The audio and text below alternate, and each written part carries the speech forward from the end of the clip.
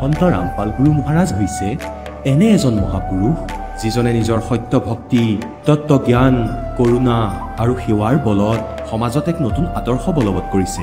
সন্ত ৰামপাল গুৰু মহাৰাজৰ নেতৃত্বত তেওঁৰ সকলো সৎলোক আশ্ৰমে কৰা বিস্ময়কৰ সমাজ কল্যাণমূলক কামে সমাজখনক সোণালী ভৱিষ্যতৰ এক নতুন আশা দেখুৱাইছে।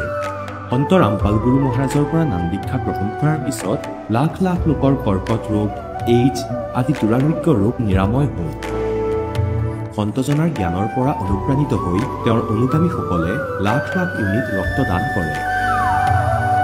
সন্তজনাই লাখ লাখ ভগ্নী কন্যাৰ যৌতুকমুক্ত বিয়াৰ আয়োজন কৰালে। সন্তজনাই লাখ লাখ মানুহক ড্ৰাগছ আসক্তিৰ পৰা মুক্ত কৰিলে। কোটি কোটি ধ্বংসপ্ৰাপ্ত পৰিয়াল শান্তিত লাগিল। সন্তজনাৰ আশ্ৰমত সমাৱেশৰ সময়ত বিনামূলীয়া চকুৰ চিকিৎসা আৰু দন্ত চিকিৎসাৰ ব্যৱস্থা কৰা হয়। সন্ত ৰামপাল গুৰু মহাৰাজৰ দ্বাৰা পৰিৱেশ সুৰক্ষাৰ উদ্দেশ্যে সময়ে সময়ে বৃহৎ পৰিসৰত বৃক্ষৰোপণ কৰা হয়। সন্তজনাই আৰ্তজনক তাৎক্ষণিক সকাহ দিবলৈ এম্বুলেন্স সেৱা আৰম্ভ কৰিছিল। সন্তজনাই তেওঁৰ অনুগামীসকলক তেওঁলোকৰ শৰীৰ দান কৰিবলৈ অনুপ্ৰাণিত কৰে, যাতে মানৱতাৰ সেৱা আৰু চিকিৎসা ক্ষেত্ৰত উন্নতি কৰিব পৰা যায়।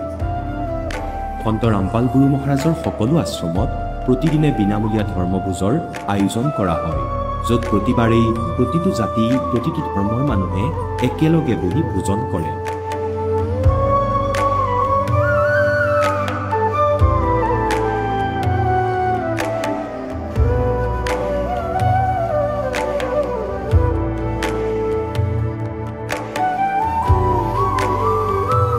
সন্ত ৰামপাল গুৰু মহাৰাজৰ আশ্ৰমত সহস্ৰাধিক বৃদ্ধ বৃদ্ধাই শ্ৰদ্ধা আৰু মৰমেৰে জীৱন যাপন কৰাৰ সুযোগ পায়। তেওঁলোকৰ থকা খোৱাৰ আৰু স্বাস্থ্যৰ সম্পূৰ্ণ দায়িত্ব সন্ত ৰামপাল গুৰু মহাৰাজে বহন কৰে। অনাথ শিশুৰ বাবে সন্ত ৰামপাল গুৰু মহাৰাজৰ সকলো আশ্ৰম বিশেষ বৰদানতকৈ কম নহয়, য'ত তেওঁলোকক শিক্ষা, সংস্কাৰ আৰু ভৱিষ্যতৰ বাবে উন্নত সুবিধা প্ৰদান কৰা হয়। বানপানী, ভূমিকম্প বা মহামাৰী যিয়েই নহওক, সন্ত ৰামপাল গুৰু মহাৰাজ আৰু তেওঁৰ অনুগামীসকল সদায় আৰ্তজনৰ বাবে আগ্ৰহী হৈ থাকে। কোভিড মহামাৰীৰ সময়ত সন্ত ৰামপাল গুৰু মহাৰাজৰ আশ্ৰমৰ পৰা কোটি কোটি লোকক খাদ্য, ঔষধ আৰু জীৱন ৰক্ষক সামগ্ৰী যোগান ধৰা হৈছিল। দুখীয়াক সকাহ কৰাই হওক বা যিকোনো শোষিত বা নিপীড়িত শ্ৰেণীৰ অধিকাৰ আৰু মৰ্যাদাৰ বাবে যুঁজ দিয়াই হওক, সন্ত ৰামপাল গুৰু মহাৰাজে সদায় তেওঁলোকৰ সকলো ন্যায্য দাবী চৰকাৰৰ ওচৰলৈ লৈ গৈছে আৰু তেওঁলোকক উপযুক্ত ন্যায় প্ৰদানৰ ক্ষেত্ৰত গুৰুত্বপূৰ্ণ ভূমিকা পালন কৰি আহিছে।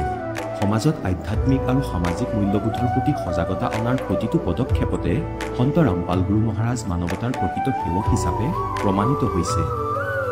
সন্ত ৰামপাল গুৰু মহাৰাজৰ জীৱনে আমাক শিকাইছে যে প্ৰকৃত সেৱা সেইটোহে যিটো নিস্বাৰ্থভাৱে কৰা হয়। আহক আমিও এই মহান সন্তজনৰ এই মহান সেৱাৰ কামত যোগ দিওঁ আৰু সন্ত ৰামপাল গুৰু মহাৰাজৰ পৰা নাম দীক্ষা লৈ আমাৰ জীৱন ধন্য কৰি তোলোঁ।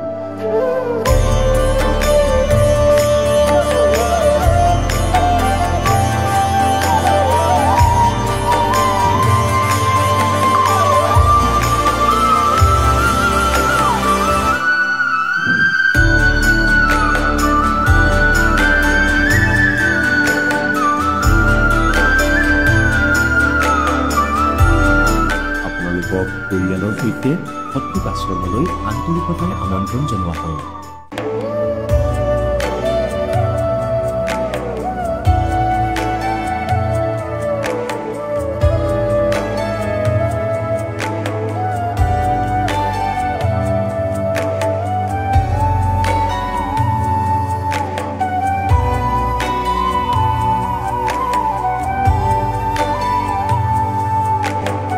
ব্ৰহ্মাৰ পিতৃ কোন?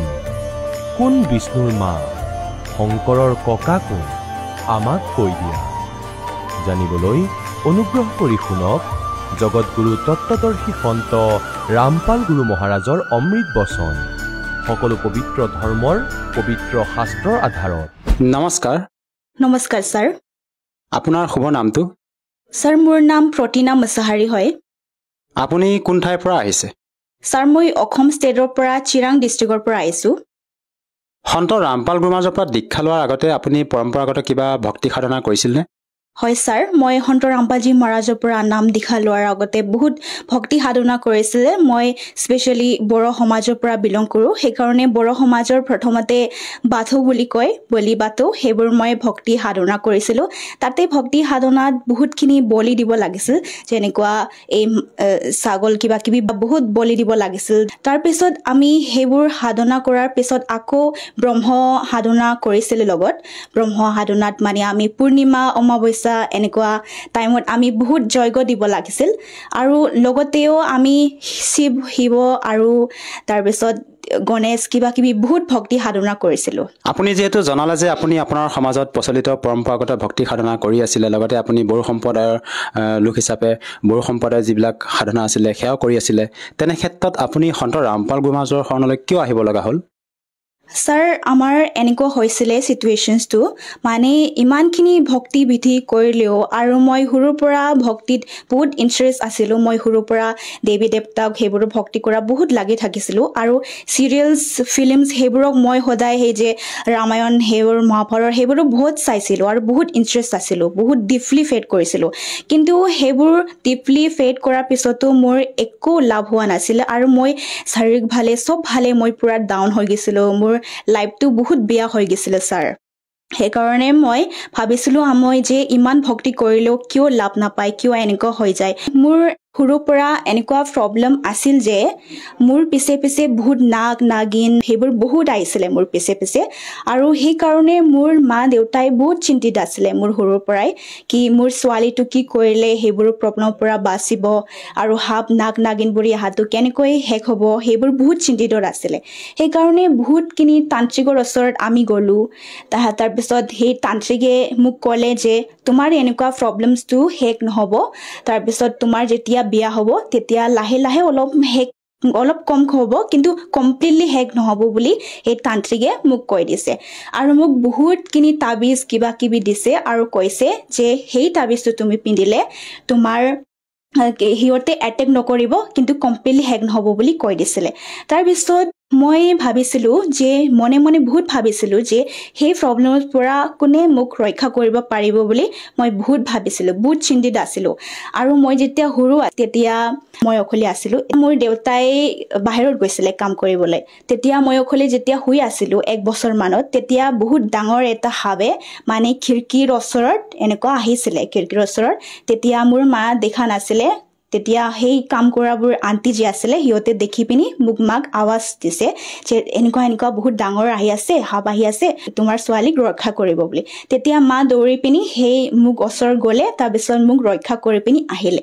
এনেকুৱাই বহুত প্ৰব্লেম আছিলে আৰু মই চিৰাঙৰ পৰা যদি গুৱাহাটীত গলেও সেই সাপবোৰে মোৰ পিছে পিছে যায় নাজানো কেনেকৈ গম পায় কিন্তু বহুত গৈছিলে সেই কাৰণে মই বহুত চিন্তিত আছিলে আৰু মই নিজকে ভাবিছিল যে মোৰ লাইফটো এনেকুৱা বেলেগ ল'ৰা ছোৱালীটো এনেকুৱা নহয় মই কিয় এবনৰ্মেল লাইফ জীয়াই আছো বুলি মই নিজে বহুত চিন্তিত আছিলো আৰু মোৰ পেডত মেনচুৰেশ্যন পেন বহুত আছিলে মোৰ এনেকুৱা হলে বহুত পেন হয় মানে এনেকুৱা ভাবে যে মই আজি মৰি যাম বুলি ভাবিছিলে ইয়াৰ পৰা মই বহুত মেডিকেলৰ ট্ৰিটমেন্টও ইউজ কৰিলো কিন্তু একো মোৰ লাভ পোৱা নাছিলে আৰু মোৰ মানে স্লিপ পেৰালাইছিছ আছিলে মানে মই যেতিয়া শুবলৈ গলে মোক এনেকুৱা লাগে যে মই গলা ওপৰত কোনেও পুৰা এনেকুৱা মোৰ গলাটো এটেক কৰিছে এনেকুৱা লাগে আৰু মই প্ৰথমতে এনেকুৱা প্ৰব্লেমছটো মোৰ বহুত কম আছিলে তাৰপিছত লাহে লাহে কৰি বহুত বেছি হৈ গ'ল ছাৰ মোৰ এনেকুৱা প্ৰব্লেমটো মোৰ এবাৰ হলে এনেকুৱা স্লিপ পেৰালাইছিছ হয় তাৰপিছত আকৌ উঠাৰ পিছত আকৌ যেতিয়া শুবলৈ গ'ল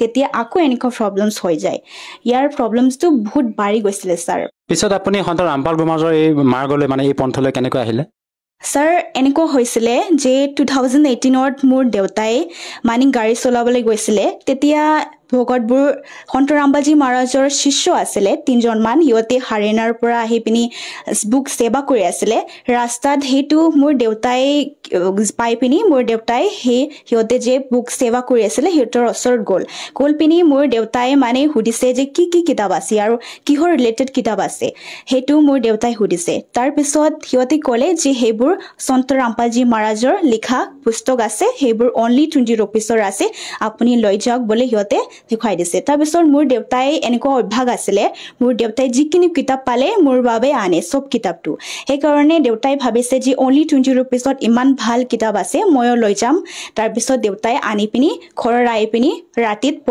পঢ়ি পিনি চেপ্টাৰ্ছবোৰ ওলাই পিনি ভালকে পঢ়ি চালে দেউতাই কি লিখা আছে তাৰপিছত সব মিলাই চাইছে কাৰেক্ট আছিলে তাৰপিছত মোৰ দেউতাই হেবোৰ পঢ়ি পিনি সব গম পালে আৰু মোকো কৈ দিছে মোৰ দেউতাই যে এটো বহুত ভাল লিখা আছে মই মোৰ দেউতাক কোৱা মতে সেই কিতাপটো পঢ়িলো কিতাপৰ নামটো আছিল জ্ঞান গংগা পঢ়ি পিনি ময়ো সব জ্ঞানবোৰ গুৰুদেৱৰ আশীৰ্বাদত হেবোৰ জ্ঞানবোৰ বুজি পালো আৰু যি আমাক শাস্ত্ৰ নুকুল ভক্তি সাধনা কৰিবলৈ কৈছে সন্ত ৰামপালজী মহাৰাজে সব সেই কিতাপৰ লিখা আছিল হেবোৰ সব পঢ়ি পিনি জ্ঞানটো পালো গুৰুদেৱৰ বৰ্তমান আপুনি যি সন্ত ৰামপাল গুৰুমহাৰাজৰ পৰা নাম দীক্ষা লৈ ভক্তি সাধনা কৰিছে যিবিলাক আপুনি সমস্যাৰ কথা ক'লে আমাৰ টিভি স্ক্ৰীণত যিসকল দৰ্শকে আপোনাক চাই আছে তেওঁলোকৰ সন্মুখত আপুনি ব্যক্ত কৰিছে এই সমস্যাবিলাক বৰ্তমান দূৰ হ'লনে আপোনাৰ হয় স্যাৰ সন্ত ৰামপালজী মহাৰাজৰ পৰা নাম দীক্ষা লোৱাৰ লগে লগে এতিয়া হাব আৰু নাগিন আহাবোৰেও কমপ্লিটলি শেষ হৈছে এতিয়া মোৰ ওচৰত নাহে তাৰপিছত স্লিপ পেৰালাইচিছ আৰু মেনচুৰেশ্যন পেইন যিকিনো আছিলে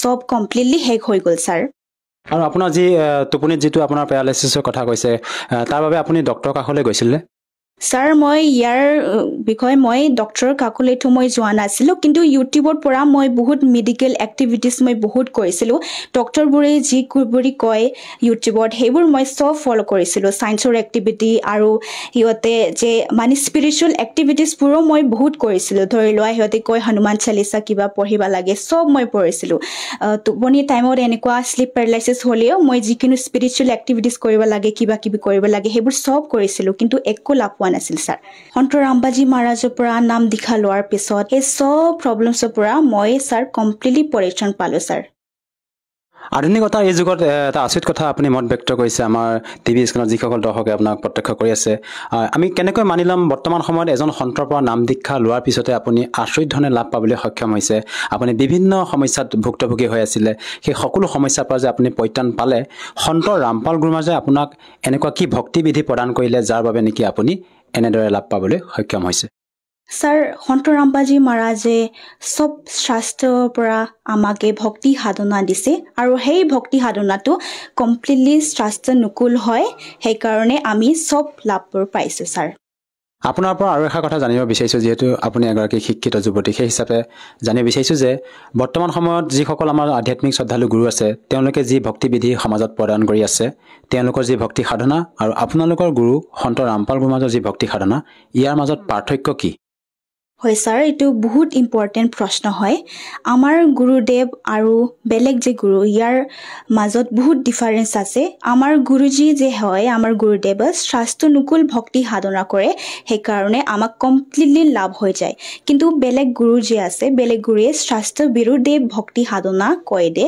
সেইকাৰণে হিয়তক শিষ্যবোৰে ইমান লাভবোৰ পাই নাযায় ফৰ এন এক্সাম্পল কৈ দিছো যে এজন শিক্ষক বা টিচাৰে যেনে ধৰি লোৱা সিলেবাস ওয়াই যদি পঢ়াই দিলে ষ্টুডেন্টছবোৰক সেই সিলেবাস ওয়াই পঢ়াই দিলেহে সেই ষ্টুডেন্টছবোৰে এক্সামত ভালকে লিখিব পাৰে আৰু ভাল নম্বৰ আহে কিন্তু এজন টিচাৰে যদি ষ্টুডেন্টছবোৰক যদি আউট অফ সিলেবাস যদি শিকাই দিয়ে তেনেহলে সেই ষ্টুডেন্টছবোৰে ভালকে লিখিব নোৱাৰে আৰু এক্সামছবোৰ ফেল হৈ যায় আপুনি কি কৰে স্যাৰ মই এতিয়া গুৰুদেৱৰ আশীৰ্বাদত চিভিল ইঞ্জিনিয়াৰিং কোৰ্ছ পঢ়ি আছো স্যাৰ আৰু এটা কথা জানিব বিচাৰিছোঁ বহুতে কয় যে ভক্তি আচলতে বৃদ্ধ বয়সত কৰিব লাগে বৰ্তমান সমাজত আমাৰ এটা ভ্ৰান্ত ধাৰণা প্ৰচলিত হৈ আছে যে ভক্তি বৃদ্ধ বয়সতে কৰিব লাগে আপুনি কি ক'ব বিচাৰে ভক্তি কৰাৰ কোনো বয়সৰ সময়সীমা থাকে নেকি স্যাৰ এটো ম্যাক্সিমাম আমাৰ ওয়াৰ্ল্ডত সব ম্যাক্সিমাম মানুহে কৈ থাকে যে ভক্তিটো যেতিয়া অল্ড এজ হ'ব তেতিয়াহে কৰিব লাগে ইমান ইয়ং এজত ভক্তি কৰিব নালাগে বুলি সবে কৈ থাকে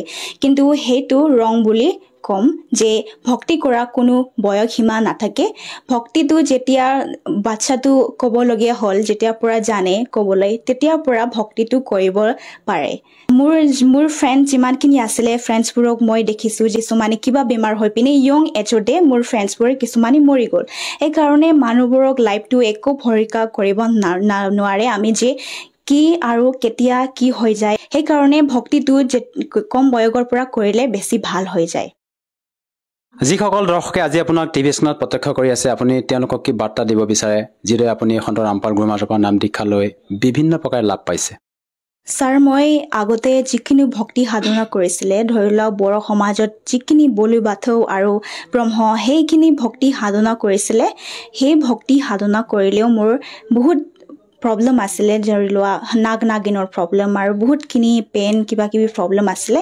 সেইবোৰৰ পৰা সন্ত ৰামপাজী মহাৰাজৰ পিছত নাম দীক্ষা লোৱাৰ পিছত সব প্ৰব্লেমবোৰ শেষ হৈ যায় কাৰণ সেই ভক্তিটো স্বাস্থ্য নুকুল হয় আৰু সেই এনেকুৱা যদি আপোনালোকে এনেকুৱা প্ৰব্লেম যদি আছে যদি মুক্তি পাবলৈ বিচাৰিছে তেনেহ'লে সন্ত ৰামপালজী মহাৰাজ দ্বাৰা লিখিত পুস্তক জ্ঞান গংগা জীৱনৰ সুগম পথ সেইবোৰ ভালকৈ পঢ়ি পিনি আপোনালোকে জ্ঞানবোৰ বুজক তাৰপিছত যদি জ্ঞানবোৰ বুজি পালে সন্ত ৰামপালজী মহাৰাজৰ ওচৰত নাম দীক্ষা লওক যদিহে আমি তেখেতৰ পৰা নাম দীক্ষা ল'ব বিচাৰোঁ সহজভাৱে কেনেকৈ নাম দীক্ষা ল'ব পাৰিম ছাৰ সন্ত ৰামপালজী মহাৰাজৰ পৰা নাম দীক্ষা ল'বলৈ যেতিয়া আপুনি যদি সন্ত ৰামপালজী মহাৰাজ দ্বাৰা লিখিত পুস্তক পায় জ্ঞান গংগা জীৱনৰ সুগম পথ যিকোনো পুস্তক পায় সেই কিতাপৰ এটা ফোন নম্বৰ লিখা থাকে সেই ফোন নম্বৰক ফোন কৰি পিনি আপুনি কণ্টেক্ট কৰিলে সব গম পায় যে আপোনাৰ নজদিক যে ওচৰ যি নামদান কেন্দ্ৰ আছে সেইবোৰৰ কথা আনি কৈ দিয়ে লোকেশ্যনছবোৰ কৈ দিয়ে আৰু সেই লোকেশ্যনছটো পাই পিনি আপোনালোকে ফ্ৰী অফ কষ্ট আপোনালোকে নাম দীক্ষা ল'ব পাৰিব আৰু আমাৰ যে এণ্ড্ৰইড ফোন আছে এণ্ড্ৰইড ফোনত বহুত প্লেটফৰ্মছ আছে ইউটিউব ফেচবুক যিখিনি হওক সেইবোৰ ছ'চিয়েল মিডিয়া প্লেটফৰ্মছৰ আপোনালোকে সন্ত ৰামপালজী মহাৰাজ বুলি চাৰ্চ কৰিব পাৰিব আৰু সেই চাৰ্চ কৰাৰ পিছত সন্ত ৰামপালজী মহাৰাজৰ সৎসং যেতিয়া আহে সেই সৎসংগৰ ওচৰত মানে ফোন নাম্বাৰছবোৰ মেনশ্যন কৰি আহে সেই ফোন নাম্বাৰবোৰ আপোনালোকে নোট ডাউন কৰি পিনি সেই ফোনৰ যোগেদি কণ্টেক্ট কৰিলে আপোনালোকক চব কৈ দিব যে যোনটো নামদান কেন্দ্ৰটো আপোনাৰ ঘৰৰ নজদিক হয় বা ওচৰৰ হয় তাৰপিছত সেইত কণ্টেক্ট কৰাৰ পিছত আপোনালোকে ফ্ৰী অফ কষ্ট সন্ত ৰামপালজী মহাৰাজৰ পৰা নাম দীক্ষা ল'ব পাৰিব ধন্যবাদ থাকিল ধন্যবাদ ছাৰ এতিয়া জগতগুৰু তত্ত্বদৰ্শী সন্ত ৰামপাল গুৰু মহাৰাজৰ সৎসংগৰ মাধ্যমেৰে সেই অদ্বিতীয় আধ্যাত্মিক জ্ঞানৰ বিষয়ে জানি লওঁ যাৰ মাধ্যমেৰে আপোনালোকেও প্ৰাপ্ত কৰিব পাৰিব এনেকুৱা আধ্যাত্মিক মানসিক আৰু ভৌতিক সুখ যি এতিয়ালৈকে কেৱল আপোনালোকে মীৰাবাই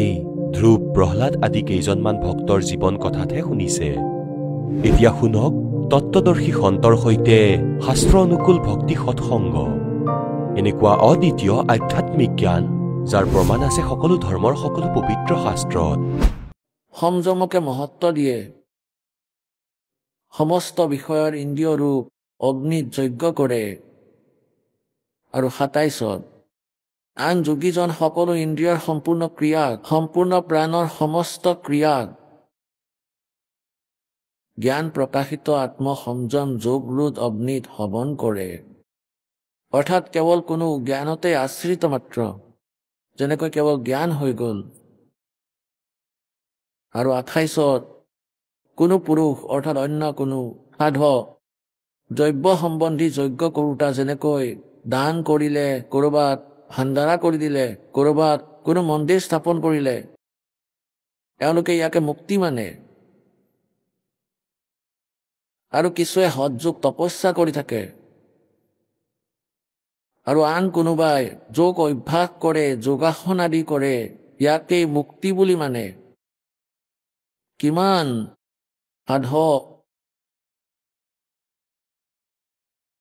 অহিংসাবাদী তীক্ষ্ণ ব্ৰতেৰে যুক্ত যেনেকৈ মুখত কাপোৰ বান্ধি খালী ভৰিৰে চলা ফুৰা কৰে ইয়াকে মুক্তি মানে আৰু যদি যত্নশীল পুৰুষ কেৱল অধ্যায়ৰূপী জ্ঞান যজ্ঞ কৰোঁতা কিছুৱে ৬ অধ্যায় কৰে যেনেকৈ গীতাৰ কোনো এটা পাঠ কৰিলে কোনোৱে গায়ত্ৰী মন্ত্ৰ জপ কৰিলে ৫ বাৰ নামাজ পঢ়িলে কয় ইয়ালৈকে সীমিত হয় ২৯ আৰু ৩০ত কৈছে আৰু কিমানজন যোগী আপান বায়ুত প্ৰাণ বায়ুক নিজ উশাহ নিশাহ সূক্ষ্ম কৰি ইমানেই ভাবি লয় বহু সময় ধৰি বিনা উশাহ লৈয়ে আছো ইয়াৰ পৰা কি লাভ হয় এয়া পাছৰ কথা এনেকুৱা বহু সাধনা কৰে এনেকুৱা আন যোগীজনে প্ৰাণ বায়ুত আপান বায়ুৰ হৱন কৰে আন কিমানে নিয়মিত আহাৰ কৰোঁতাই কোনোৱে ফল খায় কোনোৱে ফুল খায় কোনোৱে পানী কোনোবা গাখীৰ আহাৰী গাখীৰৰ ওপৰতে নিৰ্ভৰশীল আৰু কিছুৱে প্ৰাণায়ামে কৰি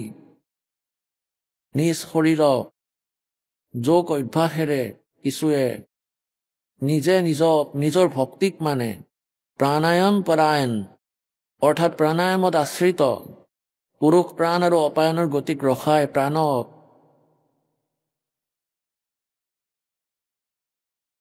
হৱন কৰে।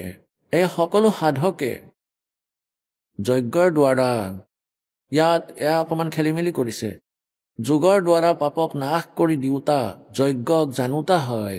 ইয়াৰ অৰ্থ এয়া যে সকলোৱে নিজ নিজ সাধনাক পাপ নাশক বুলি জানে, মানে সেইকাৰণে কৰি আছে। যদি এওঁলোকে গম পায় যে এই সাধনা ঠিক নহয়, তেতিয়া সেইদিনা এৰি দিব। এওঁলোকে নিজ নিজ দ্বাৰা নিজৰ সাধনা পাপ নাশ কৰোতা বুলি জানে। এই অনুবাদ আকৌ অলপ খেলি মেলি কৰিছে। 31 এয়া আছে যে হে কুৰুশ্ৰেষ্ঠ, যজ্ঞৰ পৰা বাচি অহা অমৃত অনুভৱ কৰোতা সনাতন পৰব্ৰহ্ম পৰমাত্মা, সনাতনম ব্ৰহ্ম, সনাতনম পৰমাত্মাই লিখিব লাগিছিল। সনাতনম পৰমাত্মা আদি পৰমাত্মাক প্ৰাপ্ত হয়, যজ্ঞৰ পৰা বাচি যোৱা অমৃতৰ অনুভৱ কৰোতা। এতিয়া ইয়াৰ যি প্ৰমাণ আছে, ইয়াৰ বহুত কোড ৱৰ্ড আছে ইয়াত, আৰু এই সময়ত যদি দাসে ইয়াৰ ব্যাখ্যা কৰিবলৈ ধৰে তেন্তে প্ৰায় 3 ঘণ্টা সময় লাগিব। তেতিয়াহে এইখিনি কনচেপ্ট আপোনালোকৰ ক্লিয়াৰ হ'ব। কিন্তু ইয়াক পাছলৈ সময় আহিলে কম। এতিয়া মাত্ৰ ইমান জানা যে যিয়ে সৎ সাধনা কৰে, যিয়ে সঠিক সাধনা কৰে, যেনেকৈ আমি আপোনাক প্ৰথম মন্ত্ৰ দিওঁ, অলপ হিন দিওঁ, ইয়াৰ কিছু ভক্তিটো আপোনাৰ ইয়াত সাংসাৰিক সুখতে খৰচ হৈ যায়। তাৰ পৰাও যদি কিছু বাচি যায়, সেয়া আপোনাক আগলৈ সহযোগ কৰে, আগলৈ সৎলোক যোৱাত, অন্য ভক্তি কৰাত। গতিকে এই যজ্ঞৰে ইয়াত ধাৰ্মিক অনুষ্ঠানত যি কৰি যোৱা সাধনা আছে, ইয়াৰে আপোনাৰ যি ভক্তি, ইয়াত আপোনাৰ ঋণ পৰিশোধ হোৱাৰ পিছতো যি অৱশিষ্ট থাকি যায়, ইয়াৰ এয়াই পাৰ্থক্য আছে। কিয়নো কালৰ ঋণ পৰিশোধ কৰাৰ পাছতো আমাৰ কিছু ভক্তি আমাৰ লগত অৱশিষ্ট থাকি যায়। গতিকে ইয়াৰ কাৰণে আমি আকৌ সৎলোকলৈ যাওঁ। যেনেকৈ আমি 3 মন্ত্ৰ জপ কৰোঁ, ওম তৎসৎ, তৎ আৰু সৎ ই সাংকেতিক। গতিকে ইয়াত আমি ওম আৰু সৎ যি আন মন্ত্ৰ অৰ্জন কৰিলোঁ, ইয়াত আমি দি দিম। আৰু 3য় মন্ত্ৰৰ আই আমাৰ হাতত থাকি যাব, ইয়ে আমাক অমৰ কৰিব সাৰ নামে। ইয়াত বিশেষ প্ৰমাণ আছে। কিন্তু আগলৈ যাওঁ। সেই সনাতন পৰমাত্মা, সনাতনম ব্ৰহ্ম, অৰ্থাৎ সেই সনাতন পৰমাত্মা, যিজন সৰ্বপ্ৰথমে সেই পৰিভু যজুৰ্বেদ অধ্যায় নম্বৰ 40 শ্লোক নম্বৰ 8 সেই কবিৰ মনীষী পৰিভু স্বয়ম্ভু কোৱা হৈছে। অৰ্থাৎ পৰিভু মানে সকলোতকৈ আগত প্ৰকট হোৱা পৰমাত্মা, সনাতন ব্ৰহ্ম, স্বয়ম্ভু স্বয়ং প্ৰকট হোৱা। তেন্তে ইয়াত সনাতন ব্ৰহ্ম অমৃতৰ পৰা, যজ্ঞৰ পৰা বাচি যোৱা অমৃতৰ প্ৰশ্ন কৰিলে। সনাতনম ব্ৰহ্ম, সেই সনাতন সৰ্বপ্ৰথমে পৰমাত্মা, প্ৰথমে ভগৱানক প্ৰাপ্ত কৰে। আৰু যজ্ঞ নকৰা যিসকলে সাধনা নকৰে, তেন্তে এই সাধনা নকৰা পুৰুষসকলৰ বাবে নাই এই সংসাৰ সুখদায়ক, মনুষ্য লোকো সুখদায়ক নহয়, তেনেহলে পৰলোক কেনেকৈ সুখদায়ক হ'ব। এতিয়া 32 বৰ ভাল কৰিছে, 4ৰ্থ অধ্যায়ৰ 32। এই প্ৰকাৰে আৰু বহু প্ৰকাৰৰ যজ্ঞ, যেনেকৈ এতিয়া 25 পৰা 31লৈকে আপোনালোকে পঢ়িছে, কোৱা হৈছে এই প্ৰকাৰৰ, বহু প্ৰকাৰৰ এৱম মানে অন্য বহুতো প্ৰকাৰৰ যজ্ঞ।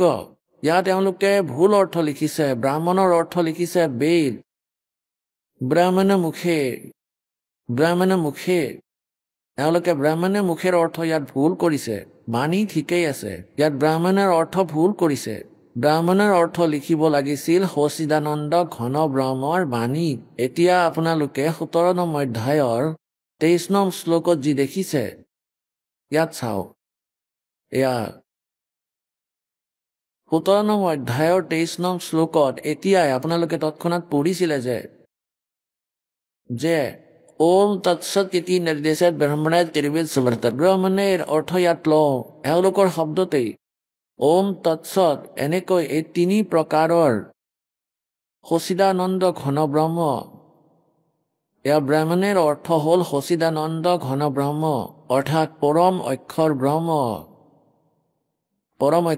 এতিয়া চাওক, আমি আকৌ ইয়ালৈ আহোঁ। এতিয়া 4ৰ্থ অধ্যায়ৰ আমি আকৌ চাই আছো। চতুৰ্থ অধ্যায়ৰ আকৌ ৩২ নং মন্ত্ৰ ইয়াতে আছে ৩২ নং মন্ত্ৰ এই প্ৰকাৰৰ আৰু বিভিন্ন ধৰণৰ যজ্ঞ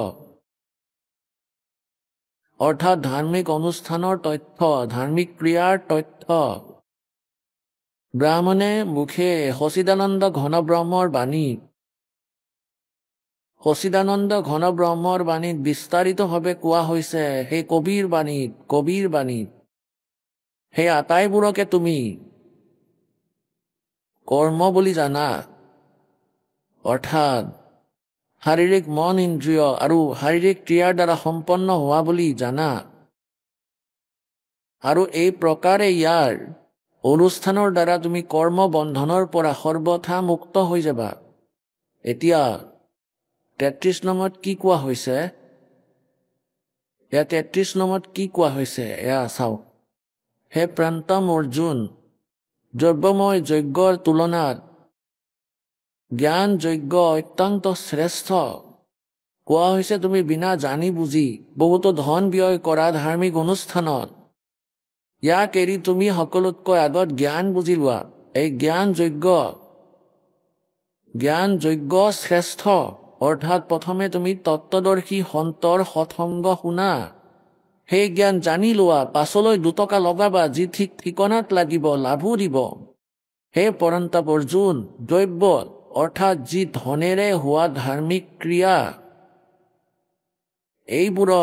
এইবোৰৰ তুলনাত জ্ঞান যজ্ঞ অত্যন্ত শ্ৰেষ্ঠ যেনেকৈ বিনা কাৰণতে ক'ৰবাত মন্দিৰ বনাই দিলে ক'ৰবাত আকৌ আন কিবা ধৰ্ম ভাণ্ডাৰা কৰিলে গতিকে এই প্ৰকাৰৰ ধন ব্যয় কৰাতকৈ জ্ঞান যজ্ঞ শ্ৰেষ্ঠ জ্ঞান যজ্ঞ অৰ্থাৎ তত্ত্বজ্ঞান শুনা আৰু নাম মাত্ৰ কৰ্ম জ্ঞানত অৰ্থাৎ সকলো কৰ্ম জ্ঞানত সমাপ্ত হৈ যায় যিসকলে চকু মুদি মনৰ মতে আচৰণ কৰে সেই জ্ঞান যেতিয়া সম্পূৰ্ণ জ্ঞান হৈ যাব তেতিয়া এই সকলোবোৰ নাইকিয়া হৈ যাব সঠিক ঠিকনাত তোমাৰ বুদ্ধি তোমাৰ মন বহি যাব যেনেকৈ এই প্ৰকাৰে আকৌ চতুৰ্থ অধ্যায়ৰ ৩৬ নং শ্লোকত কৈছে সেই জ্ঞান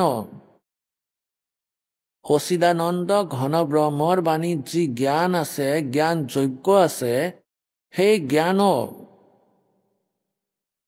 জ্ঞানক সচিদানন্দ ঘন ব্ৰহ্ম অৰ্থাৎ পৰমক্ষৰ ব্ৰহ্ম কবিৰ দেৱৰ বাণী যি জ্ঞান লিখা হৈছে সেই জ্ঞানক তুমি তত্ত্বদৰ্শী জ্ঞানীৰ ওচৰলৈ গৈ জানি লোৱা যি গীতাৰ জ্ঞানৰ পৰা বেলেগ জানা তেওঁলোকক ভালদৰে দণ্ডৱত প্ৰণাম কৰিলে তত্ত্বদৰ্শী সন্ত তেওঁলোকৰ সেৱা কৰিলে কপটতা এৰি সৰলতাপূৰ্বক প্ৰশ্ন কৰিলে वे परमातल तत्त्वदर्शिना অৰ্থাৎ তত্ত্বদৰ্শী সন্ত পৰমাত্মা তত্ত্বক ভালদৰে জানোতা অৰ্থাৎ তত্ত্বদৰ্শী সন্ত তোমাক সেই জ্ঞানী মহাত্মা তত্ত্বদৰ্শী জ্ঞানী মহাত্মাই তোমাক তত্ত্ব জ্ঞানৰ উপদেশ কৰিব এতিয়া পুণ্যাত্মাসকল এয়া স্পষ্ট হৈ গ'ল যে পবিত্ৰ বেদত পবিত্ৰ গীতাত যি আমাৰ অথেণ্টিক সৎগ্ৰন্থ পবিত্ৰ 4 বেদ পবিত্ৰ গীতা আৰু পবিত্ৰ সচিদানন্দ ঘন ব্ৰহ্মৰ বাণী অৰ্থাৎ কবিৰ বাণী তাতে যি ৱে অফ ৱৰ্শ্বিপ আছে তাৰ পৰাই আমাৰ মুক্তি হ'ব তাৰ জপেৰেই সেই মন্ত্ৰৰেই আমাৰ লাভ হ'ব যেনেকৈ আজি যি সৎসংগ আৰম্ভ হৈছে এই বিষয়তে হৈছে সেয়া হ'ল যেনেকৈ আমি প্ৰথমতে এয়া নিৰ্ণয় কৰিব লাগিব যে যি সাধনা আমি কৰি আছো যি মন্ত্ৰৰ আমি জপ কৰি আছো ই কোনো মনৰ মতে আচৰণ কৰাটো নহয় ইয়াৰ নিৰ্ণয় আমি ক'ৰ পৰা কৰিম ক'ৰ পৰা আমি ইয়াক জানিম গতিকে ইয়াৰ বাবে সৎগ্ৰন্থ আৰু যিসকল মহাপুৰুষে যিসকলৰ পৰমাত্মাৰ সৈতে সাক্ষাৎকাৰ হৈছে যিসকলে ভগৱানক পাইছে সেই সন্তসকলে কি মন্ত্ৰ জপ কৰিছিলে এই সকলোবোৰ যেতিয়া একত্ৰিত হৈ যাব তেতিয়া এই মনৰূপী এই দানৱৰ কতো ঘূৰি ফুৰাৰ ঠাই নাথাকিব আৰু আত্মা ইয়াৰ ওপৰত হেভি হৈ পৰিব। এতিয়া ই মন আত্মাৰ ওপৰত হেভি আছে, ইয়াক ভ্ৰমিত কৰি, আৰু পাছৰ আত্মা যেতিয়া জ্ঞানেৰে পৰিচিত হৈ যাব, পাছলৈ আৰু মনৰ কথা নুশুনিব, অলপো নুশুনে। তেতিয়া মন ইয়াৰ অনুকূল হৈ যায় আৰু তেতিয়া আত্মা এই মনৰ ওপৰত বহি পৰে। এতিয়া মন আত্মাৰ ওপৰত বহি আছে আৰু মনৰ স্পীড বহুত বেছি। যেতিয়া আত্মা ইয়াৰ ওপৰত বহিব, এই জ্ঞানেৰে দৃঢ় হৈ যাব, তেতিয়া এই মনৰ ৰেল বনাই দিব। তেতিয়া ইয়াৰে ভজন কৰাব আৰু ইমান দৃঢ়ভাৱে ভজন কৰিব, তেতিয়া ই খেলি মেলি নকৰে, ইফালে সিফালে আমাক টনা আজোৰা নকৰে। গতিকে ইয়াৰ এয়া এক ট্ৰিটমেণ্ট আছে মনক ছেভ কৰাৰ। গতিকে এই প্ৰকাৰে আমি এই সাধনা কৰিব লাগিব। গতিকে এই মন্ত্ৰৰে জপ সেই মহাপুৰুষসকলে কৰিছিলে, যিসকলে পৰমাত্মাক পাইছিলে। ইয়াৰ মাজত কোন কোন আছে? সেই পুণ্যাত্মা, সেইসকল শ্ৰেষ্ঠ আত্মা, আদৰণীয় ধৰ্মদাস দেৱ, আদৰণীয় মুলুক দাস দেৱ, আদৰণীয় দাদু দাস দেৱ, আদৰণীয় নানক চাহেব দেৱ, আদৰণীয় গৰীব দাস চাহেব দেৱ, আদৰণীয় খিচা দাস চাহেব দেৱ। এই আধা দৰ্জন মহাপুৰুষৰ পবিত্ৰ নাম এই দাসৰ মনত আছে। বাস্তৱিকতে অবিনাশী সোণ ধাতু হয়, স্বৰ্ণ, গোল্ড। গতিকে এনেকৈয়ে পৰমাত্মাক ধৰি লোৱা গোল্ড, পূৰ্ণ পৰমেশ্বৰক, পৰম উত্তৰ পুৰুষ যি বেলেগ হয়, সেইটোতো আছে গোল্ড ধাতুৰে বনোৱা শৰীৰ, সকলো সশৰীৰ হয়। এতিয়া তেওঁৰ এইজ ফেক্টৰৰ বিষয়ে কওঁ। তেওঁৰ আয়ুস কিমান আৰু কিদৰে তেওঁক অবিনাশী সত্যনাৰায়ণ বুলি কোৱা হ'ল ভুলতে, কিন্তু বাস্তৱিকততো সত্যনাৰায়ণ এজনেই। এতিয়া যেনেকৈ এটা মানৱ শৰীৰ, মানৱৰ আয়ুস প্ৰায় 100 বছৰ হয়, আৰু এই ব্ৰহ্মাদেৱৰ আয়ুস, কালৰ পুত্ৰ হয়, ৰজগুণ ব্ৰহ্মা, সদগুণ বিষ্ণু, তমগুণ শিৱদেৱ। এই কালৰ পুত্ৰসকলৰ, ৰজগুণ ব্ৰহ্মা, সদগুণ বিষ্ণু, তমগুণ শিৱৰ আয়ুস কিমান? ব্ৰহ্মাদেৱৰ আয়ুস আগতে কেলকুলেট কৰোঁ। এটা চতুৰ্যুগত সৎযুগ, ত্ৰেতা, দ্বাপৰ আৰু কলিযুগ, এই 4টা যুগ থাকে। ইয়াৰ সম্পূৰ্ণ বৰ্ষক একত্ৰিত কৰি 43,20,000 হয়। 43,20,000 বৰ্ষ। এনেকৈয়ে 1,000 চতুৰ্যুগৰ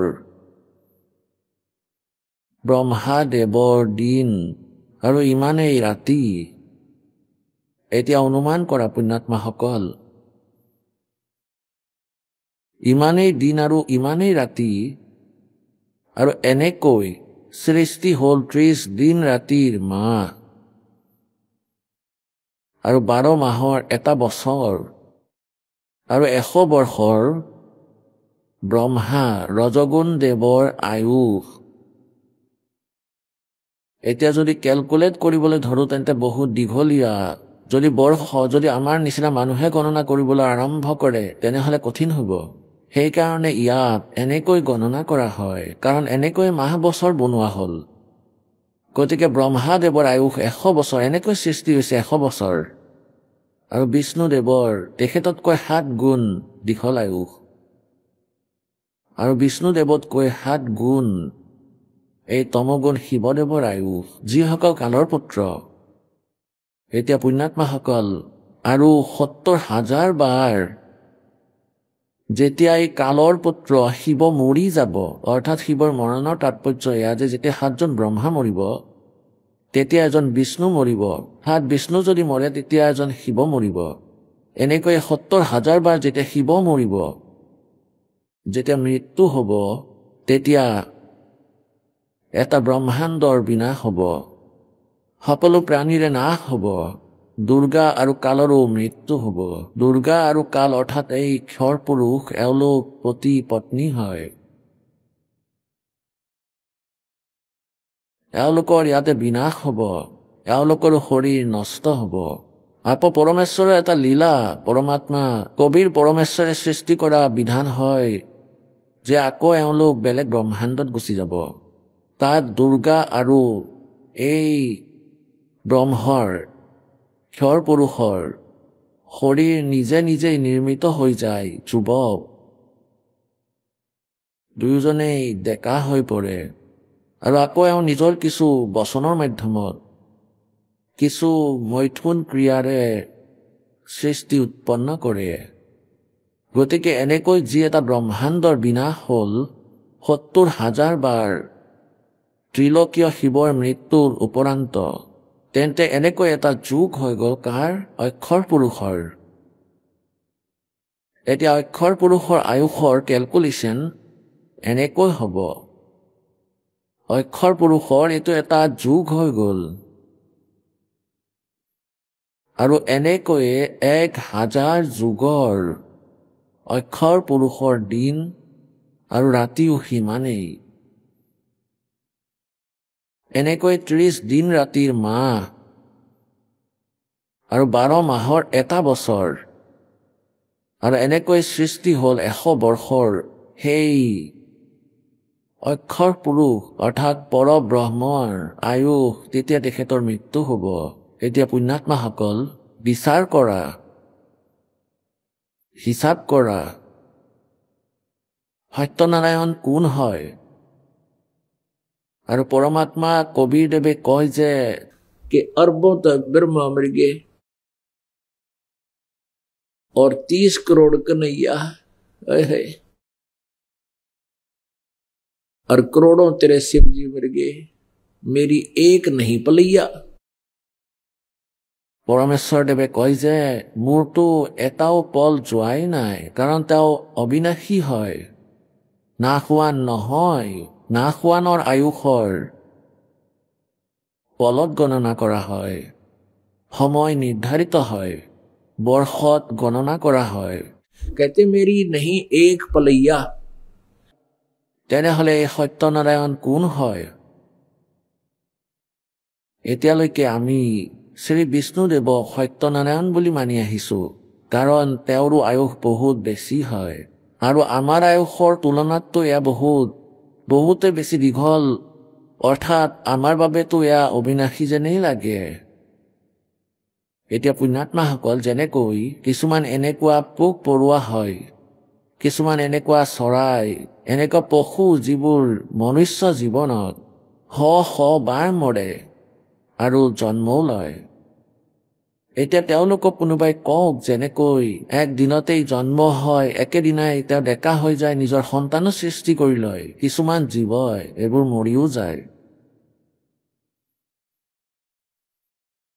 এতিয়া সিহঁতক কোনোবাই যদি কয় মনুষ্যৰ আয়ুস ১০০ বৰ্ষ হয়, তেতিয়া সিহঁতে হিচাপ কৰিব যে সিহঁতৰ ৩৬৫ দিনত এটা বৰ্ষ হয় আৰু এনেকৈ ১০০ বৰ্ষৰ আয়ুস হয়। গতিকে এনেকুৱা পোক পৰুৱাৰ তুলনাত মনুষ্যৰ আয়ুস বহুত দীঘল। সিহঁতে এইটো ভাবে যে এইজন কেতিয়া মৰিব, ইহঁতৰতো মৃত্যুৱেই নহয়, মনুষ্যৰ আয়ুস বহুত দীঘল। এতিয়া পুণ্যাত্মাসকল, যেনেকৈ আমাৰ আয়ুসকাল, ইয়াৰ তুলনাত ব্ৰহ্মা বিষ্ণু মহেশ্বৰৰ ইমান দীঘল আয়ুস যে আমি ভাবিবলৈ পাহৰি যাওঁ যে এওঁলোকো কেতিয়াবা মৰিব। আৰু আকৌ ব্ৰহ্মৰ ক্ষৰ পুৰুষৰ আয়ুস ৭০,০০০ বাৰ। এক ত্ৰিলোকীয় শিৱ মৰিলে তেতিয়া ব্ৰহ্মলোকীয় সেই কালৰূপী শিৱ সদাশিৱৰ মৃত্যু হয় ব্ৰহ্মৰ, আৰু তেওঁৰ সেইটো এটা যুগ হৈ গ'ল পৰব্ৰহ্মৰ অক্ষৰ পুৰুষৰ। এনেকৈ ১,০০০ বাৰ এই কাল মৰিলেহে তেতিয়া তেওঁৰ এটা দিন হ'ব। ইমানেই ৰাতি, ৩০ দিন ৰাতিৰ মাহ, ১২ মাহৰ এটা বৰ্ষ, ১০০ বৰ্ষৰ আয়ুস। সেই অক্ষৰ পুৰুষৰ শ্ৰীমদ ভাগৱত গীতা অধ্যায় নম্বৰ ১৫ শ্লোক নম্বৰ ১৬ যি ক্ষৰ পুৰুষৰ অক্ষৰ পুৰুষৰ কথা কৈছে, তেওঁৰ আয়ুস, আৰু তথাপিও মৃত্যু। এতি উমৰ বুলন্দ মৰেগা অন্তৰে क्योंकि कोई सतगुरु लगे न कान न भेटे वो संतरे। ইমান দীঘল আয়ুসো যদি হয়, তথাপিও অন্তত তোমাৰ মৃত্যুৱে হ'ব। কাৰণ কি? কাৰণ তুমি সেই তত্ত্বদৰ্শী সন্তক পোৱা নাই। কোনজন তত্ত্বদৰ্শী সন্ত যি শ্ৰীমদ ভাগৱত গীতা অধ্যায় নম্বৰ 4 শ্লোক নম্বৰ 34 যাৰ বিষয়ে কোৱা হৈছে তাত কোৱা হৈছে যে অৰ্জুন সেই তত্ত্বদৰ্শী সন্তক বিচাৰি উলিয়াই তেওঁলোকক দণ্ডৱত প্ৰণাম কৰিলে কপটতা এৰি প্ৰশ্ন কৰিলে তেওঁ তত্ত্বজ্ঞানৰ লগত পৰিচিত তত্ত্বদৰ্শী সন্তই সেই পৰমাত্মা তত্ত্বৰ বিষয়ে ক'ব তাক জ্ঞান দিব সেই তত্ত্বজ্ঞান আকৌ কোনটো শ্ৰীমদ ভাগৱত গীতা অধ্যায় নম্বৰ 4 মন্ত্ৰ নম্বৰ 32 ইয়াত কৈছে যে যেনেকৈ অৰ্জুন এতিয়া শ্ৰীমদ ভাগৱত গীতা অধ্যায় নম্বৰ 4 শ্লোক 25 পৰা 31 লৈকে তুমি যিবোৰ বৰ্ণনা শুনিছা যে কোনোবাজনে তো কেৱল বেদ অধ্যয়ন 6 অধ্যায়কে নিজৰ মুক্তি মাৰ্গ বুলি মানে কোনোৱে কেৱল যোগ অভ্যাস কৰে কোনোবাজনে দেৱতাসকলৰ পূজা কৰি কোনোবাই তপ কৰি কোনোবাই ক্ৰিয়া কৰি আকৌ উচ্ছ্বাস নিশ্বাসৰ ক্ৰিয়াকেই চাই থাকে উচ্ছ্বাস বাহিৰত আহে সেইটো মনোযোগ দিবা ভিতৰলৈ আহে সেইটো মনোযোগ দিবা আকৌ কিছুমানে তীক্ষ্ণ অহিংসা ব্ৰতকেই কৰি আছে যেনেকৈ মুখত কাপোৰ বান্ধি ঘূৰা খালি ভৰিৰে ঘূৰা কোৱা হয় এনেধৰণৰ যিবোৰ সাধনা সাধকসকলে কৰে তেওঁলোকে নিজৰ নিজৰ সাধনা পাপ নাশক বুলি ভাবে মুক্তিদায়ক বুলি ভাবে এতিয়া যদি তেওঁলোকে এইটো গম পাই যায় যে এয়া মুক্তি মাৰ্গ নহয় লগে লগে ত্যাগ কৰিব যিয়ে যি সাধনা কৰি আছে তাক সঠিক বুলি ভাবে নহলেতো এদিনো নকৰিলে হয় আকৌ ক'লে 4ৰ্থ অধ্যায়ৰ 32 নম্বৰ শ্লোকত যে সেই পৰমেশ্বৰৰ পৰমাত্মাক পোৱাৰ যথাৰ্থ ভক্তি বিধি পৰমেশ্বৰ সচিদানন্দ ঘন ব্ৰহ্মৰ বাণী ব্ৰাহ্মণে মুখে এতিয়া পুণ্যাত্মাসকলে ইয়াত অকণমান খেলি মেলি কৰি ৰাখিছে অনুবাদ কৰ্তাসকলে শ্ৰীমদ ভাগৱত গীতা অধ্যায় নম্বৰ 4 শ্লোক নম্বৰ 32 ইয়াত ব্ৰাহ্মণে মুখেৰ অৰ্থ তেওঁলোকে পূৰ অনুবাদ এয়া কৰি থৈছে যে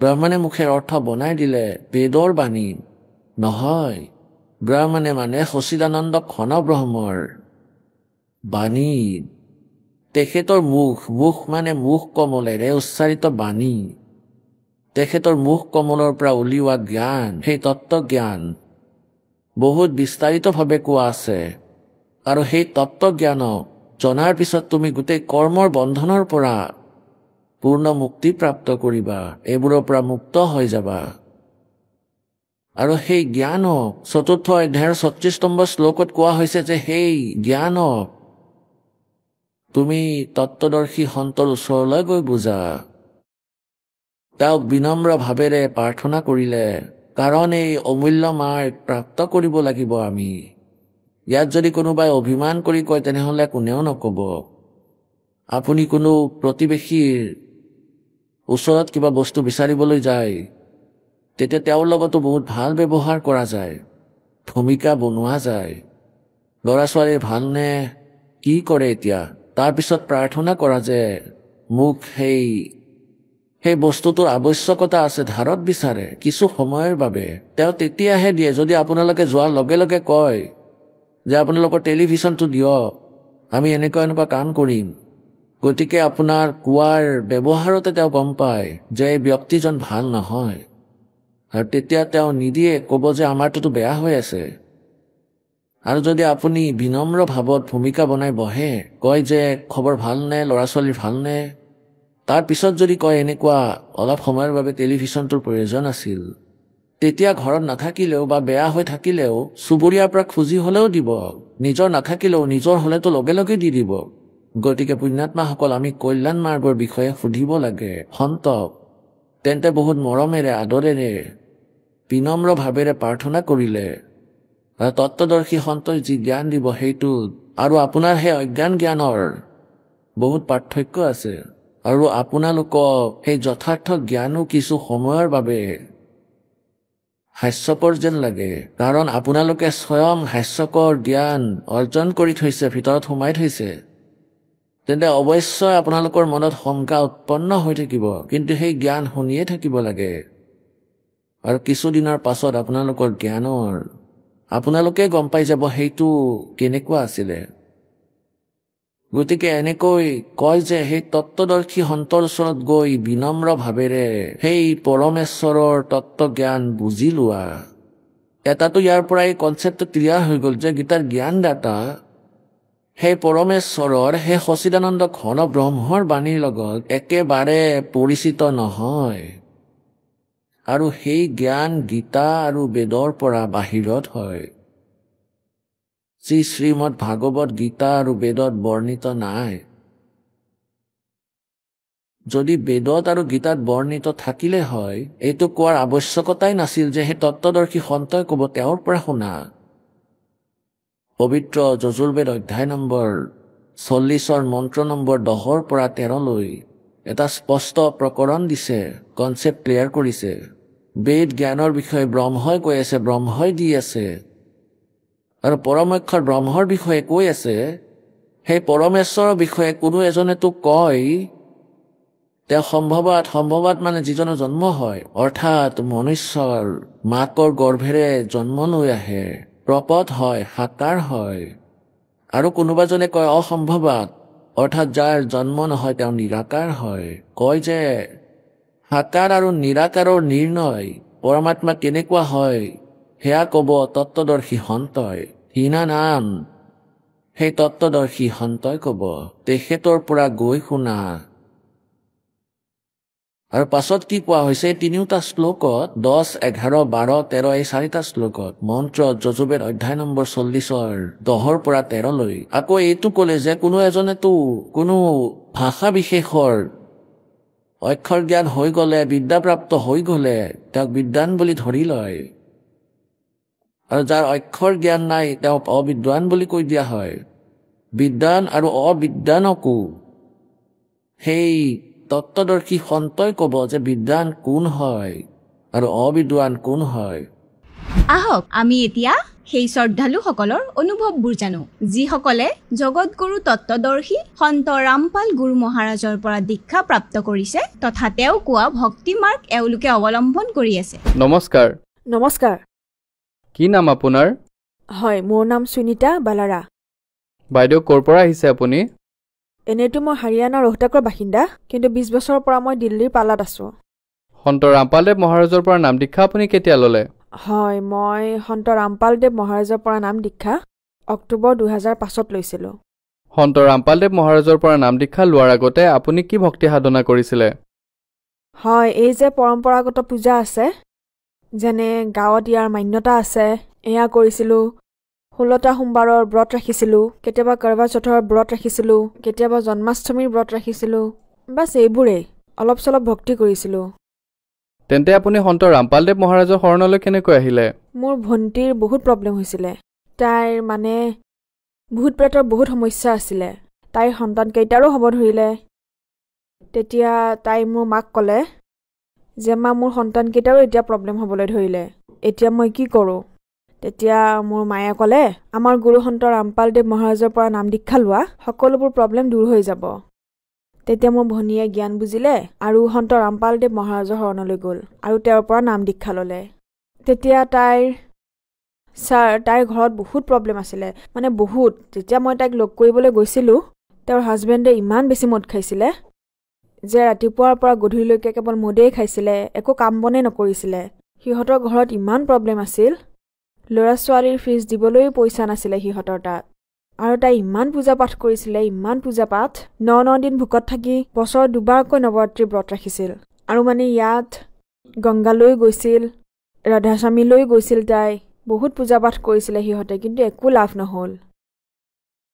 সকলোবোৰ সমস্যা ভূতৰো মানে সিহঁতৰ প্ৰব্লেম আছিলে, সকলো বস্তুৰ সমস্যা আছিলে, কিন্তু সিহঁতে ক'ৰ পৰা একো সকাহ পোৱা নাছিলে।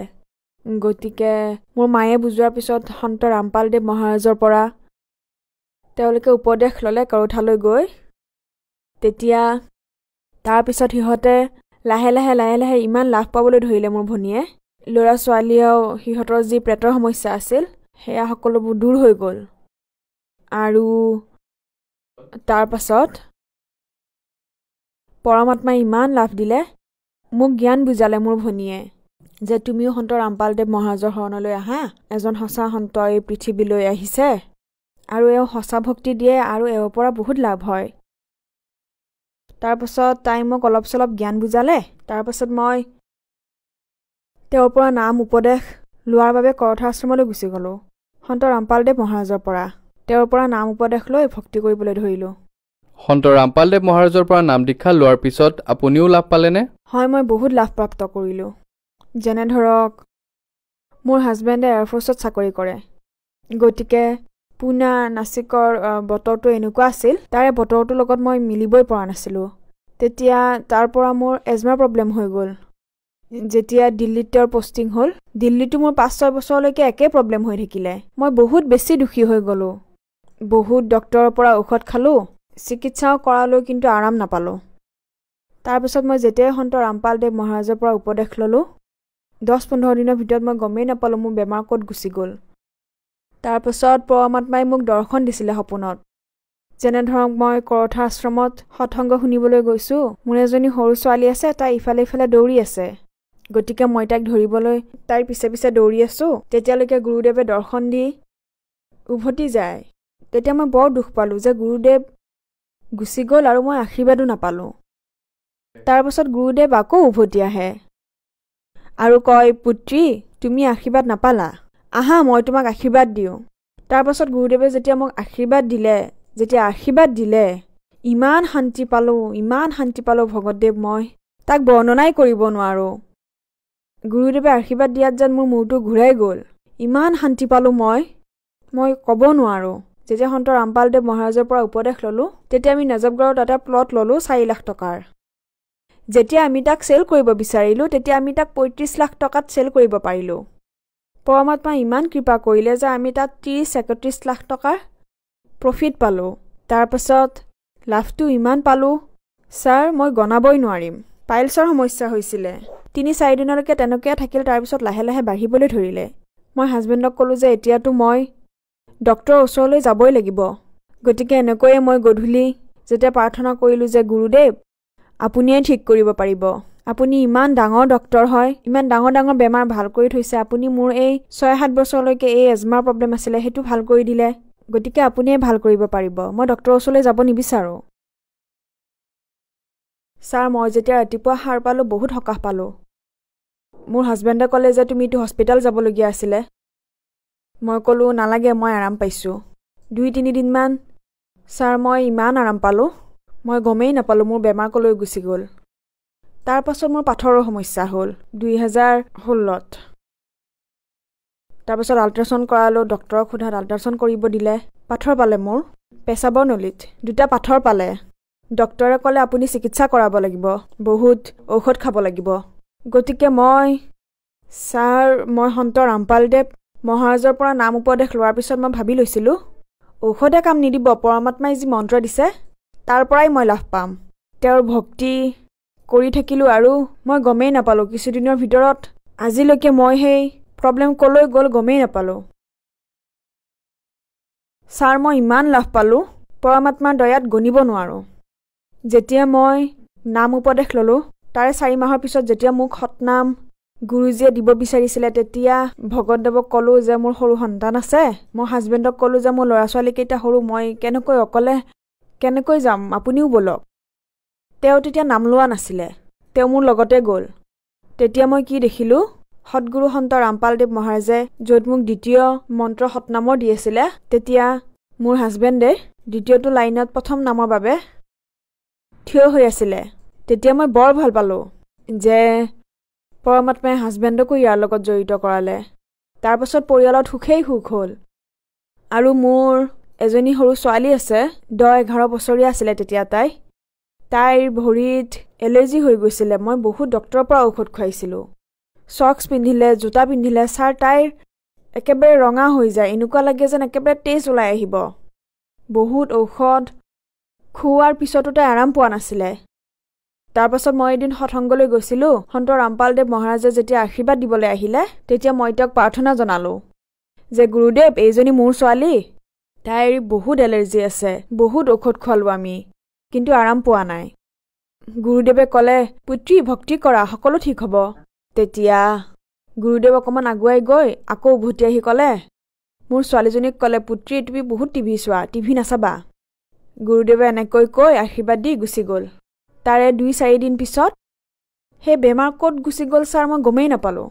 সেই দিনৰ পিছৰ পৰা আজিলৈকে মোৰ ছোৱালীজনীৰ এলাৰ্জিও নাই, আন কোনো সমস্যাও নাই। ঘৰত ইমান শান্তি আছে। সন্ত ৰামপালদেৱ মহাৰাজৰ লগত জড়িত হোৱাৰ পিছত আমাৰ কোনো বস্তুৰ সমস্যা হোৱা নাই। ছাৰ মোৰ ভিনদেউৱে ইমান নিচা কৰিছিলে, তেওঁ ৰাতিপুৱাৰ পৰা গধূলিলৈকে মদ খাইছিলে, ভূত প্ৰেতৰ সমস্যা বহুত আছিল সিহঁতৰ। মোৰ ভনীৰ ঘৰত বহুত বেছি সমস্যা আছিলে। তাৰ পাছত মোৰ ভনীয়ে গুৰুদেৱক প্ৰাৰ্থনা কৰি আছিলে ভগতদেৱ যে মই ইমান দুখত আছোঁ, তেখেতে ইমান নিচা কৰে। গুৰুদেৱে ক'লে যে বহুত ভাল আত্মা হয় তেওঁ পৰমাত্মাৰ বহুত মৰমৰ আত্মা হয়। তেওঁক বাহিৰৰ যি আত্মা আছে সেইবোৰে বহুত দুখী কৰি ৰাখিছে। তেওঁ আহিব, পৰমাত্মাৰে আত্মা হয়, তেওঁ শৰণলৈ আহিব, তেওঁ নিশ্চয় আহিব। গতিকে মোৰ ভনীয়ে যেতিয়া গুৰুদেৱৰ পৰা নাম উপদেশ ল'লে, তাৰ সম্পূৰ্ণ 1.5 বছৰৰ পিছত মোৰ ভিনদেৱে সন্ত ৰামপালদেৱ মহাৰাজৰ পৰা উপদেশ ল'লে আৰু তেওঁৰ নিচা কৰাৰ যি বেয়া অভ্যাস আছিল একেবাৰে এৰা খালে। আজি ছাৰ মোৰ ভিনদেউ এনেকুৱা হ'ল, মানে যদি মদ খোৱা মানুহ এজন তেওঁৰ গাড়ীত বহে তেন্তে তেওঁ গাড়ীতো নবহে। আৰু পৰমাত্মাই তেওঁৰ ঘৰত ইমান দয়া কৰিলে আৰু পৰমাত্মাৰ দয়াত মোৰ ভনীৰ ইমান লাভ হ'ল। এটা সময়ত সিহঁতৰ ঘৰখন এনেকুৱা আছিল যে ল'ৰা ছোৱালীৰ ফিজ দিবলৈ পইচা নাছিলে। বহুতবাৰ মই সহায় কৰিছিলোঁ, যিমানখিনি পাৰোঁ মই সহায় কৰিছিলোঁ। গতিকে আজি পৰমাত্মাৰ দয়াত পৰমাত্মাই সিহঁতৰ ঘৰত ইমান দয়া কৰি থৈছে, সিহঁতে পৰমাত্মাৰ দিনে ৰাতিয়ে গুণ গাই থাকে। কাৰণ তেওঁ পৰমাত্মা হয়। তেওঁ ইমান লাভ দিয়ে, য'ত নেকি ডক্তৰেও কেঞ্চাৰ ভাল কৰিব নোৱাৰে। সন্ত ৰামপালদেৱ মহাৰাজে তেওঁৰ আশীৰ্বাদেৰে সেয়া ঠিক কৰি দিয়ে। তেওঁ এনেকুৱা মন্ত্ৰ দিয়ে, তেওঁৰ মন্ত্ৰত ইমান শক্তি আছে যে সেয়া যিমানেই ডাঙৰ বেমাৰ নহওক কিয়, সন্ত ৰামপালদেৱ মহাৰাজে সৎসংগত কয় যে কেঞ্চাৰ কি, কেঞ্চাৰৰ যদি বাপেকো আহে সেয়াও ঠিক হ'ব। যদিহে আমি মৰ্যাদাত থাকি যদি ভক্তি কৰোঁ, পৰমাত্মাই সকলো কৰি দিব, ভগৱানে সকলো কৰিব পাৰে। তাৰ পাছত মোৰ ভনীৰ ডাঙৰ ল'ৰাটোৱে চাকৰি পালে। সি বেংগলোৰত চাকৰি কৰিব ধৰিলে। তাৰে কিছুদিন পিছত তাক কোম্পানীয়ে অষ্ট্ৰেলিয়ালৈ পঠিয়াই দিলে। আজি সেই ল'ৰাটোৱে অষ্ট্ৰেলিয়াত ইমান ডাঙৰ পোষ্টত আছে, বোৱাৰীও অষ্ট্ৰেলিয়াতে আছে। সৰু ল'ৰাটোৱে ছাৰ বেংগলোৰত এমাজন কোম্পানীত চাকৰি কৰে মেনেজাৰ পদত, 65 লাখ তাৰ পেকেজ। পৰমাত্মাই ইমান দয়া কৰি দিলে সিহঁতৰ ঘৰত। আজি পৰমাত্মাৰ বহুত গুণ গায় সিহঁতে আগতে কাৰোৰে পৰা একো লাভ পোৱা নাছিলে। পৰমাত্মাৰ শৰণলৈ সন্ত ৰামপালদেৱ মহাৰাজৰ শৰণলৈ অহাৰ পিছত সিহঁতে বহুত সুখ পালে আৰু আমিও জড়িত হৈ বহুত লাভ পালোঁ। বাইদেউ, আপুনি সন্ত ৰামপালদেৱ মহাৰাজৰ পৰা নাম দীক্ষা লোৱাৰ পিছত লাভেই লাভ পালে। গতিকে যিসকল মহিলাই আপোনাক দেখি আছে, বিশেষকৈ যিসকল দুখত আছে, তেওঁলোকক আপুনি কি ক'ব? হয়, মই তেওঁলোকক এইটোৱে প্ৰাৰ্থনা জনাবলৈ বিচাৰোঁ যে এই পৃথিৱীত সন্ত ৰামপালদেৱ মহাৰাজে কবীৰ চাহেবৰ ৰূপত আহিছে আৰু সকলোবোৰ দুখী আত্মাক তেওঁৰ শৰণত লৈ দুখ দূৰ কৰি দিয়ে। যিসকল ভগতে মোক আজি চাই আছে, মোৰ চিনাকীসকল অথবা সম্পৰ্কীয়, তেওঁলোকক মই হাতজোৰ কৰি প্ৰাৰ্থনা কৰিব বিচাৰোঁ যে এবাৰ তেওঁৰ জ্ঞান শুনক, বুজক, চাওক। লাগিলে আপোনালোকে নাম উপদেশ নালাগে ল'ব, এবাৰ তেওঁৰ জ্ঞান বুজিটো চাওক। তেওঁ প্ৰুভৰ সৈতে আমাৰ সন্ত ৰামপালদেৱ মহাৰাজে এটা কথা বুজাবলৈ 6টামান প্ৰুফ দিয়ে, প্ৰুভৰ সৈতে জ্ঞান দি আছে। আৰু মই সকলোকে এইটোৱে প্ৰাৰ্থনা জনাবলৈ বিচাৰিম যে এবাৰ সন্ত ৰামপালদেৱ মহাৰাজৰ শৰণলৈ অহাৰ আগতে তেখেতৰ জ্ঞানবোৰ বুজক, তেখেতৰ কিতাপবোৰ পঢ়ক, বহুত চেনেলত তেওঁৰ সৎসংগ আহে, সৎসংগ শুনক আৰু তাৰ পাছত তেখেতৰ পৰা জ্ঞান উপদেশ জ্ঞান গ্ৰহণ কৰি উপদেশ লওক। সন্ত ৰামপালদেৱ মহাৰাজৰ পৰা নাম দীক্ষা কেনেকৈ ল'ব পাৰি? সন্ত ৰামপালদেৱ মহাৰাজৰ পৰা জ্ঞান দীক্ষা উপদেশ লোৱাৰ বাবে বহুত চেনেলত তলত এটা শাৰী আহি থাকে, তাত নম্বৰ লিখা থাকে, তাত আপুনি যোগাযোগ কৰিব পাৰে আৰু তাৰ পৰা যিকোনো নাম কেন্দ্ৰৰ ঠিকনা ল'ব পাৰে, তাৰ পৰা নাম উপদেশ লৈ নিজৰ কল্যাণ কৰাওক। ধন্যবাদ। সৎ চাহেব।